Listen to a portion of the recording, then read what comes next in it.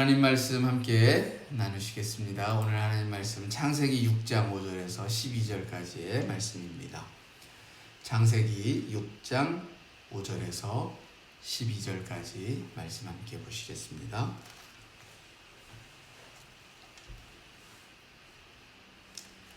찾으셨으면 우리 다 같이 한 목소리로 함께 봉독하시겠습니다. 시작. 여호와께서 사람의 죄악이 세상에 가득함과 그의 마음으로 생각하는 모든 계획이 항상 악할 뿐임을 보시고 땅 위에 사람 지으셨음을 한탄하사 마음에 근심하시고 이르시되 내가 창조한 사람을 내가 지면에서 쓸어버리되 사람으로부터 가축과 기는 것과 공중의 새까지 그리하리니 이는 내가 그것들을 지었음을 한탄함이니라 하시니라. 그러나 노아는 여호와께 은혜를 입었더라. 이것이 노아의 족본이라. 노아는 의인이요 당대의 완전한 자라. 그는 하나님과 동행하였으며 세 아들을 낳았으니 셈과 함과 야벳이라. 그때의 온 땅이 하나님 앞에 부패하여 포악함이 땅에 가득한지라. 하나님이 보신즉 땅이 부패하였으니 이는 땅에서 모든 혈육 있는 자의 행위가 부패함이었더라. 아멘.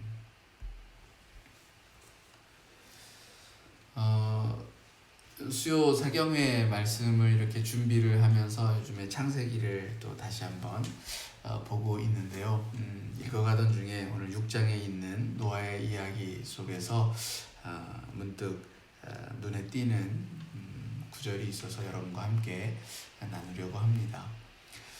창세기 6장에 기록된 이 노아의 때의 그 사회적인 그 형편들이 오늘 우리가 읽은 본문 속에 드러나 있습니다. 무엇보다 이렇게 12절 이하에 보면 좀 더 자세하게 노아 당시의 사회상을 소개하고 있는데 여러분이 보신 바와 같이 이렇게 기록하고 있습니다. 온 땅이 하나님 앞에 패괴하여 강포가 땅에 충만한지라. 모든 혈육 있는 자의 행위가 부패하였더라. 이렇게 기록하고 있습니다. 그래서 여호와께서 사람의 죄악이 세상의 관영함과 또 그 마음의 생각과 모든 계획이 항상 악할 뿐임을 보시고 땅 위에 있는 사람 지으셨음을 한탄하시고 그 마음에 근심하셨다라고 말씀하고 있습니다.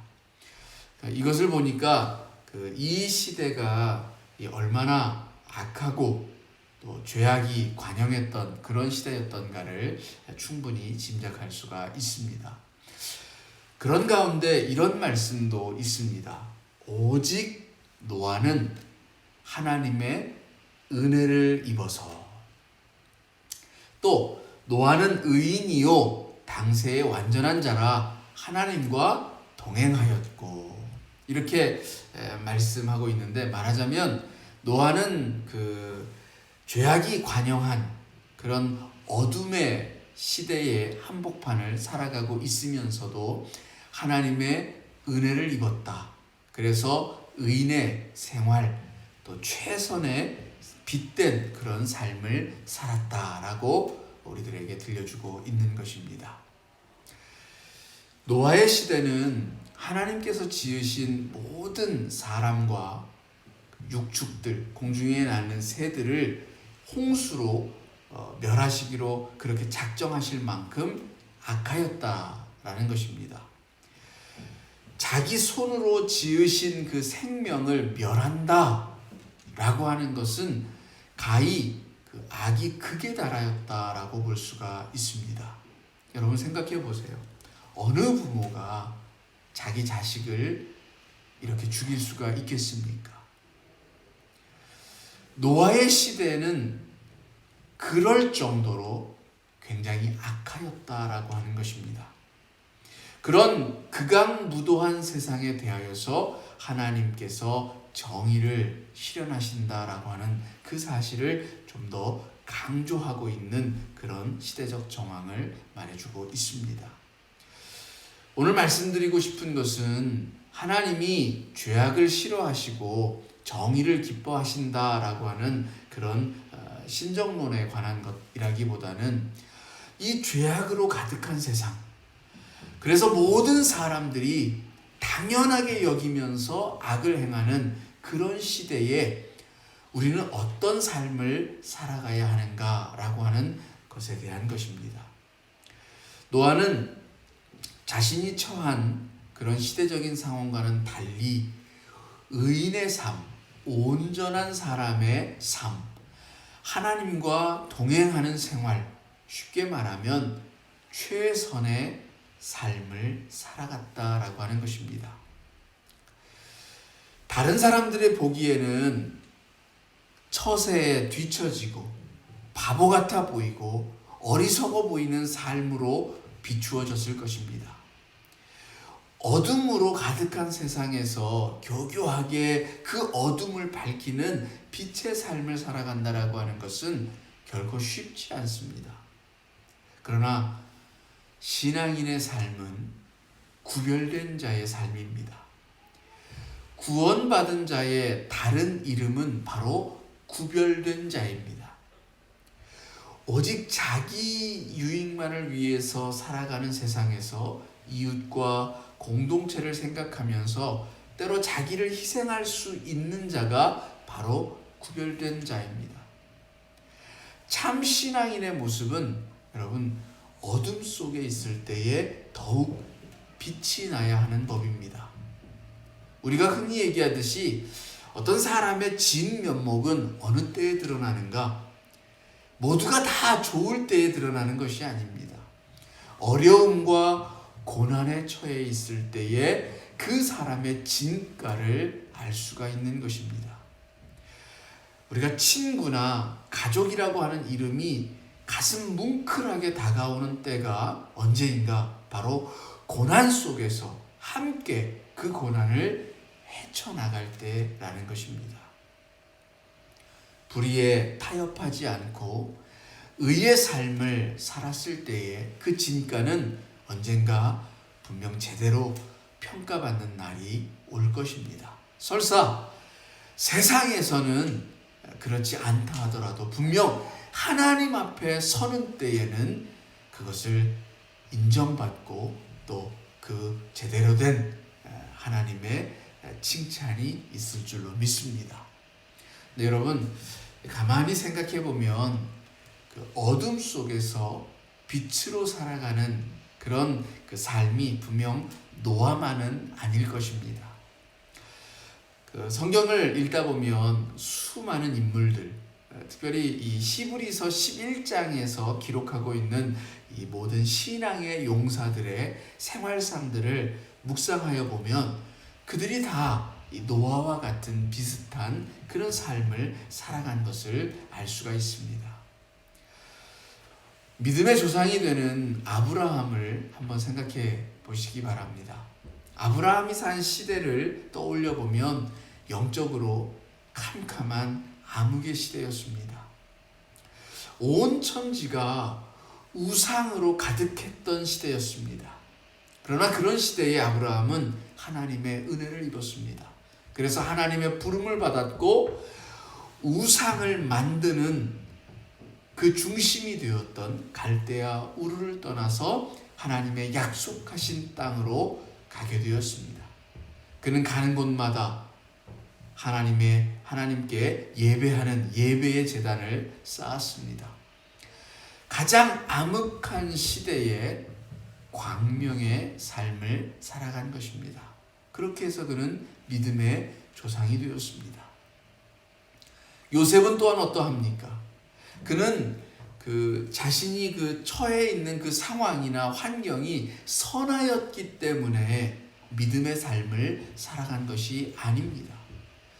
종으로 외국에 팔려간 생활, 노예의 삶, 감옥에 갇힌 삶, 이 모든 것들은 그 당시 젊은 사람들이 당할 수 있는, 그리고 오늘날도 마찬가지죠. 당할 수 있는 최악의 환경 가운데서 삶을 살았다라고도 볼 수가 있는 것입니다. 그러나 그는 그런 가운데에서도 하나님의 은혜를 받았고 또 최선의 삶을 살았으며 의의 삶을 살고자 애를 썼던 것입니다. 모세의 생활을 우리가 생각해 볼 때에도 마찬가지입니다. 모세가 살아갔던 시대는 그 이스라엘 민족의 입장에서 보면 죄악의 시대였습니다. 히브리 백성의 가정에 아들이 생기면 나일강에 던지는 그런 악독한 법률이 공공연하게 시행되던 때에 모세는 살았습니다. 까닭 없이 아무 이유 없이 압박을 받고 노예 생활을 하고 벽돌을 구우며 자라가야 했던 그런 시대였습니다. 그러나 그런 시대에 모세는 하나님의 은혜를 입었고 하나님의 부르심을 받았으며 자기 민족을 구원하고 또 최선의 의의 삶을 살아가기 위하여서 애썼던 그런 인물이었던 것입니다. 선지자들은 또한 어떻습니까? 예레미야를 보시기 바랍니다. 그의 시대는 자기 나라의 역사에 있어서 가장 어둠의 시대였습니다.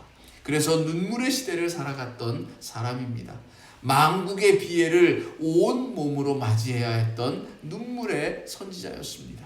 그러나 그런 시기에 하나님의 은혜를 입었고 자기 민족을 위로하는 귀한 삶을 살아낼 수 있었던 것입니다. 에스겔이나 다니엘의 생활을 보면 더욱 그러합니다. 그들은 나라도 잃었습니다. 땅을 잃었습니다. 이국 땅에서 포로로 살아야 했습니다. 그야말로 그때야말로 눈물의 시대였던 것입니다. 그래서 심지어는 성경에서 묘사하기를 검은 고를 버드나무 가지에 걸고 우는 시대였다라고도 말합니다. 그러나 에스겔과 다니엘은 그와 같은 어둠의 시대에 살아가면서도 하나님의 은혜를 받아서 자기 민족을 위로하고 자기 민족 가운데 새 생명의 운동을 일으킨 그러한 귀한 삶을 살아냈던 것입니다. 예수의 시대에도 마찬가지입니다. 예수님이 살아갔던 그 시대는 정말 무서운 세기였습니다. 자기 민족을 사랑해서 요단강에서 회개하라고 외치던 의인 세례 요한을 목베어 죽인 시대입니다.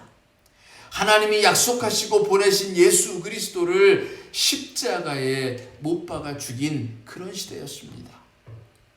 그리스도를 증거하던 스데반을 예루살렘 성 밖에서 돌로 쳐서 죽인 그런 어두운 시대였습니다. 예수님의 제자들 수많은 이들이 고난을 당하고 목베어 죽임을 당하였던 그런 시대였던 것입니다. 네로가 황제의 지위에 있을 때에는 불을 내고 그 불 화재의 원인을 그리스도를 믿는 사람들에게 돌려서 그들을 참혹하게 살해했던 그런 시대였습니다. 그러나 그런 시대에도 바울을 비롯한 수많은 사도들이 생명의 복음을 전파하면서 최선의 삶을 살아갔던 것입니다. 이렇게 쭉 보니까 정말 악하지 않은 시대가 없는 것 같아요.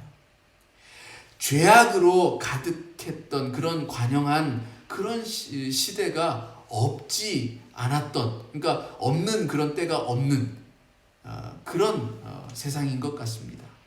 우리가 살아가는 시대도 사실상 돌이켜보면 저 노아의 때나 아브라함의 때나 선지자들의 때나 예수님의 때나 제자들의 시대나 다름이 없습니다. 여전히 죄가 있고 부패가 있고 그것들이 우리의 문 밖에서 우리를 삼키려고 언제나 우리 앞에 놓여 있다라고 하는 것은 동일한 상황이다라고 볼 수가 있습니다. 그러면 그런 가운데 신앙인의 삶이라고 하는 것, 그리스도인의 삶이라고 하는 것은 어떤 것일까? 한마디로 말하면 어둠의 시대, 죄와 부패가 가득한 그런 세상을 살아가면서도 하나님의 은혜에 힘입어서 최선의 빛의 삶을 살아가는 것을 말한다는 것입니다. 말하자면 우리의 세상이 살기 좋아서 우리의 세상이 선으로 가득해서 우리가 의의 삶을 살아가는 것이 아니라는 것입니다. 우리의 살아가는 모든 시대는 언제나 어둠이 있다라는 것입니다. 언제나 우리를 둘러싸고 있는 그 부패와 죄와 어둠이 있을지라도 그럼에도 불구하고 우리는 하나님의 은혜 안에서 빛의 삶을 살아가는 것이다 라고 하는 것을 말한다는 것입니다. 여러분, 우리들이 살아가는 세상에도 여전히 하나님의 은혜가 있을 줄로 믿습니다. 문제는 이것입니다. 그 은혜를 거부하는 것, 이것이 문제입니다. 하나님의 은혜를 거부하는 사람들은 죄와 악을 택하는 것입니다. 왜냐하면 그것이 자기를 좀 더 편안하게, 좀 더 안락하게, 좀 더 풍요롭게 해줄 것 같기 때문입니다. 그래서 그런 사람들은 세상에서 좀 더 떵떵거리면서 살아가기를 희망합니다. 여러분, 하나님의 은혜를 구하십시다. 그리고 그 은혜를 거부하지 마십시다. 세상 사람들에게 십자가가 어리석어 보이는 것처럼 하나님의 은혜 역시 별것 아니고 오히려 이 세상에서 우리가 살아가는 삶은 불편한 삶을 자초하는 것 같아 보이더라도 우리는 그 은혜를 거절하지 마십시다. 노아가 하나님이 주신 은혜를 따라서 방주를 만들 때에 사람들은 그를 어리석다라고 조롱하였습니다. 쓸데없는 힘을 들여서 애쓴다라고 비웃었습니다. 은혜가 정말 은혜인 줄 알게 되는 것 나중이 될 수도 있습니다. 그러나 그것이 분명 우리를 살리는 능력이다라고 하는 그것은 변치 않는 분명한 사실이다라는 것을 여러분 믿으시기 바랍니다. 우리가 과거 이와 같이 그 최악의 시대를 살면서도 최선의 삶을 살아갔던 그 신앙의 선배들을 통해서 생각해 보면 몇 가지 특색들을 발견할 수 있는데, 먼저 이들은 이 어둠의 세상을 살지만 결코 세상에 물들지 않는 정결한 생활을 한 것을 볼 수가 있습니다. 죄악에 물들지 않는 삶이 바로 그들의 공통된 특색이었습니다. 죄를 짓고도 부끄러움을 모르는 뻔뻔한 세상에서 늘 자기를 돌아보고 자기의 연약함을 고백하고 하나님의 은혜를 구하는 그런 삶을 살았다는 것입니다. 여러분, 우리는 연약합니다. 그래서 하나님의 은혜가 아니고서는 이 죄에 물들지 않을 방법이 없습니다. 우리 정말 뻔뻔해져서는 안 돼요. 어느 사회학자는 우리가 살아가는 이 시대가 다른 어느 때보다 뻔뻔한 세상이다라고 말합니다. 이 개인주의화된 현대사회에서는 이 타인에 대한 배려나 공동체에 관한 인식이 과거보다 현저하게 부족해져서 죄를 짓거나 잘못을 해도 자기의 행위를 반성할 줄 모르고 그냥 내가 좋으면 그만이다라는 그런 생각이 팽배해져 있다라는 것입니다.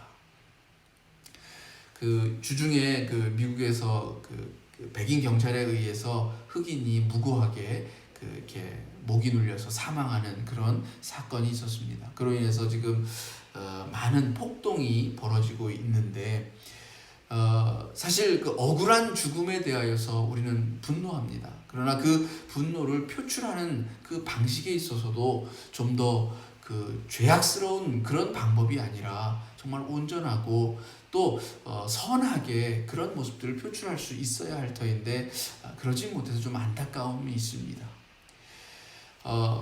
모두가 다 그렇게 그런 분노들을 악한 방식으로 표출할 때에 거기에 그냥 동조하는 사람들도 분명히 있을 겁니다.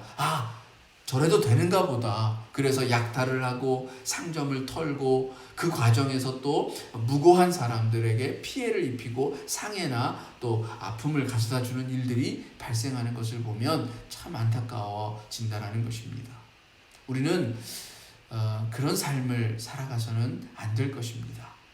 또 이 믿음의 선진들의 공통된 특색을 보면 이 죄악의 그 삶의 한복판에서도 죄는 미워하지만 사람은 결코 미워하지 아니하고 사랑했다라는 것에서 우리는 그 의미를 발견할 수 있어야 합니다.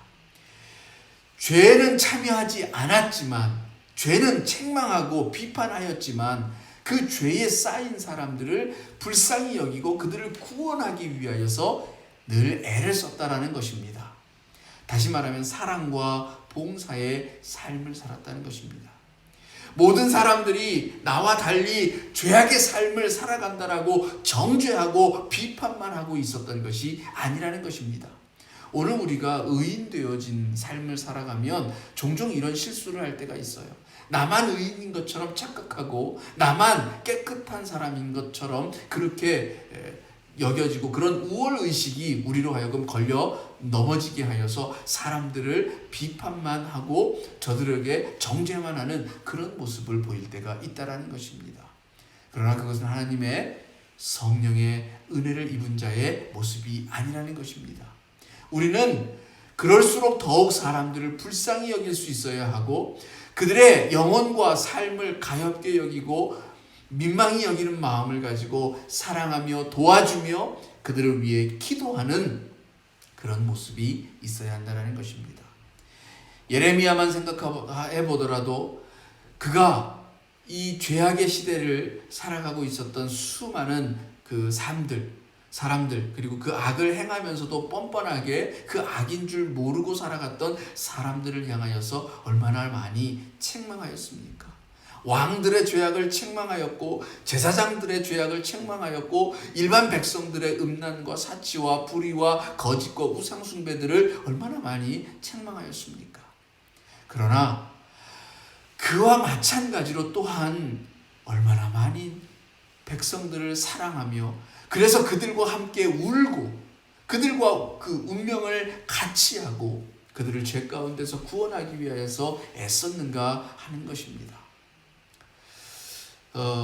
또한 그 셋째로 또 살펴보면 이들은 죄악의 그 시대를 산 까닭으로 인하여서 때로는 그 역경에 처하게 되었다라는 것입니다. 우리 옛말에 까마귀 노는 곳에 백로야 가지 마라는 말이 있습니다. 백로가 까마귀처럼 될까 하는 염려도 있지만, 사실 까마귀만 있는 곳에 백로 혼자 있으면 한마디로 왕따가 된다는 것입니다.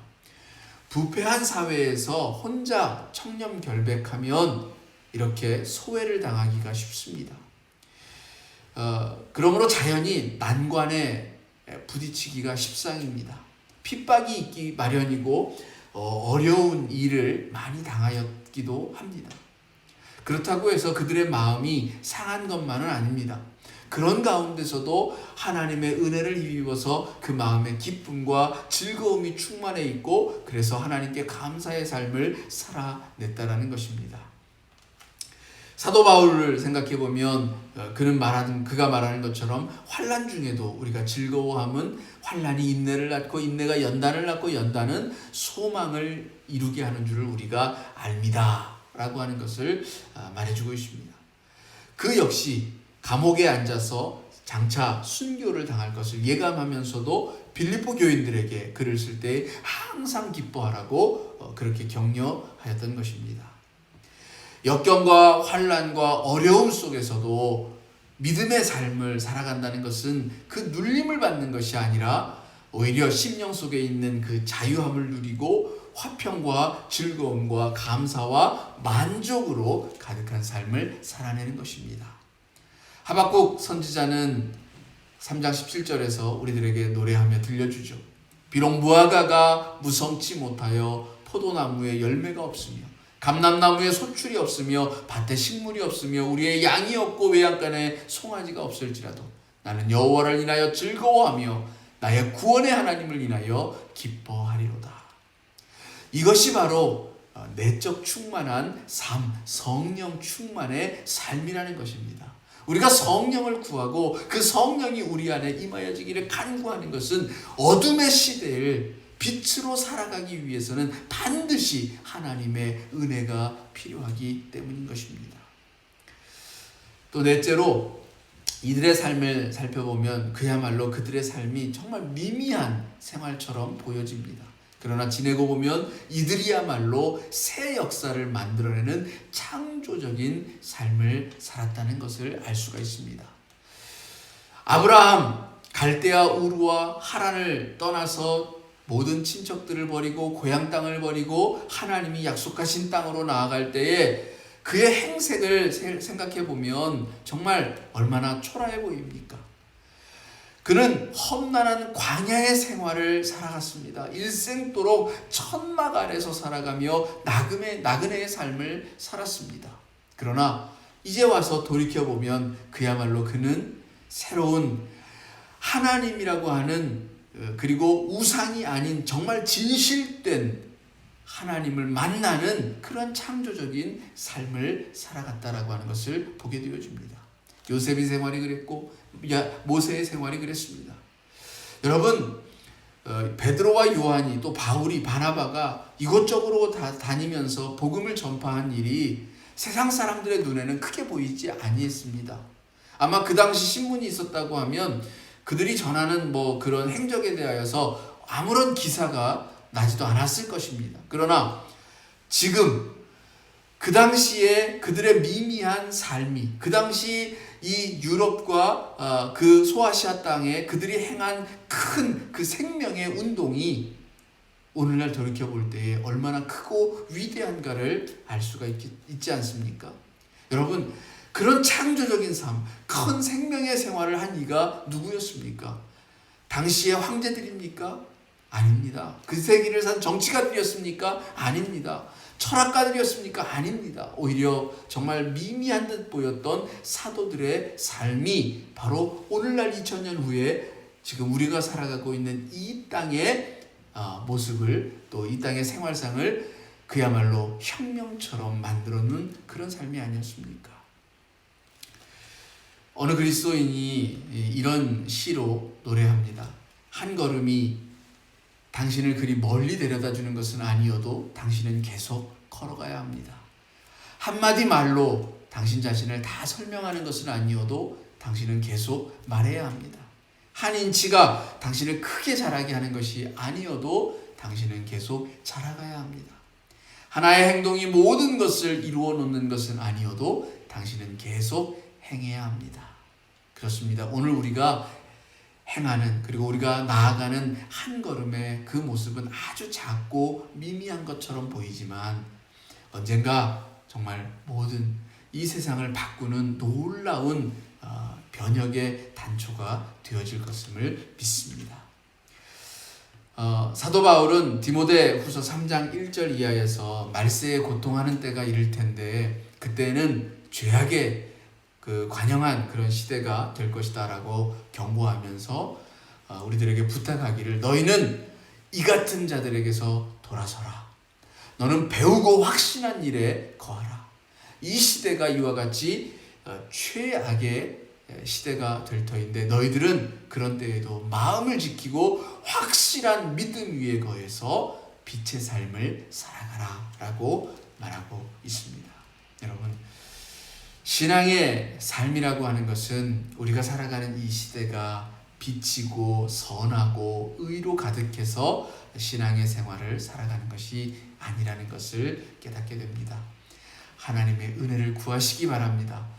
어둠을 뚫고 나아가는 빛을 살아가는 힘이 거기에서 비롯되어질 것입니다. 여러분, 인류의 종말을 그리고 있는 영화를 보면 공통적으로 말세의 모습은 가히 지옥과 같은 아비규환인 것을 볼 수가 있습니다. 그런 위기와 고난 속에서 저마다 혼자 살겠노라고 몸부림치면 오히려 더 극한 혼란의 모습만 있을 것입니다. 한마디로 난장판이 될 것이고 약탈과 강탈이 생존이라는 이름으로 포장되고 그럴수록 인류의 멸망을 스스로 앞당길 뿐일 것입니다. 여러분의 주변에 어려움이, 어두움이 우리를 둘러싸고 있는 것처럼 느껴지십니까? 지혜를 짜낸다고 하면서 그런 시대를 살아가기 위해서 내 스스로가 어떤 지혜를 짜낸다고 하면 실상은 불법이나 편법을 생각하고 있지는 않습니까? 이제 실제 실험으로 입증된 사실이지만 고속도로에서 차들이 밀려 있을 때 서로 먼저 가겠다고 막 끼어들다가는 어느 누구도 그 교통체증으로부터 자유로울 수가 없습니다. 혼란으로부터 벗어나는 지름길은 오히려 마음의 여유를 갖고 자기 차선을 지켜서 천천히 갈 때입니다. 그리스도인으로서 위기와 고난을 맞이하는 그런 우리의 환경이 있다라고 한다면 담담히 그럼에도 불구하고 신앙의 길을 걸어가는 자가 마침내 그 빛됨을 통해서 하나님께 인정받는 때가 올 것임을 믿습니다. 여러분, 서로서로 이 어둠 속을 걸어가는 이들을 어깨동무하며 응원하며 중보하며 기도해 주기를 원합니다. 우리 베네치아 연합교회 모든 성도들이 그렇게 한 마음으로 한 뜻으로 하나님을 향하여 묵묵히 신앙의 길을 걷기를 소망합니다. 기도하시겠습니다. 하나님, 노아의 시대를 바라보며 하나님은 너무나도 안타깝게 여기셨습니다. 세상이 죄와 악과 부패함이 가득하였습니다. 하나님이 지으신 모든 것들을 바라보며 세상을 한탄하시고 자기 마음에 근심이 되었노라고까지 하나님이 말씀하고 있음을 보게 되어집니다. 우리의 시대라고 해서 달라지지 않았음을 보게 됩니다. 세상은 여전히 악하고 여전히 죄가 가득합니다. 사람들은 여전히 편하고 좋은 길을 택하려고 하고 넓은 길로 가려고만 합니다. 하나님, 그럴 때에 우리 그리스도인들의 모습은 어떠해야 할까요? 좁고 정말 가기 힘든 고난의 길을 자초하여 가고 어리석어 보이는 그러한 길을 가야 하는 줄로 믿습니다. 세상 사람들이 생각하는 것과는 다른 구별되어진 삶을 살아가야 할 줄로 믿습니다. 비록 오늘 우리에게 다가오는 것이 고통이고 고난이고 그런 것들이 연속되어지는 것처럼 보인다 할지라도 그것이 하나님이 바라시고 하나님이 우리에게 말씀하시는 삶이라면 마땅히 가야 할 줄로 믿습니다. 그러나 분명 그 길을 간다 할지라도 우리 속에는 기쁨이 있을 줄로 믿습니다. 감사와 평안이 있을 줄로 믿습니다. 하나님, 오늘 우리의 마음이 어떠한지를 보게 하여 주시옵소서.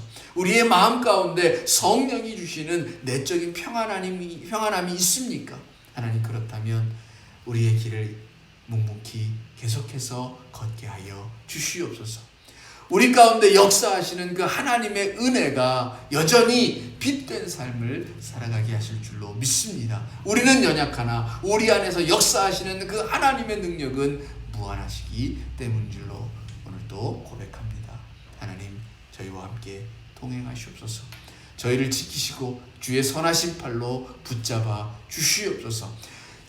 어둠의 시대, 어려움이 가득한 이 시대를 헤치고 나아가는 복된 하나님의 자녀들 되게 하시옵소서. 예수님의 이름으로 기도드립니다. 아멘.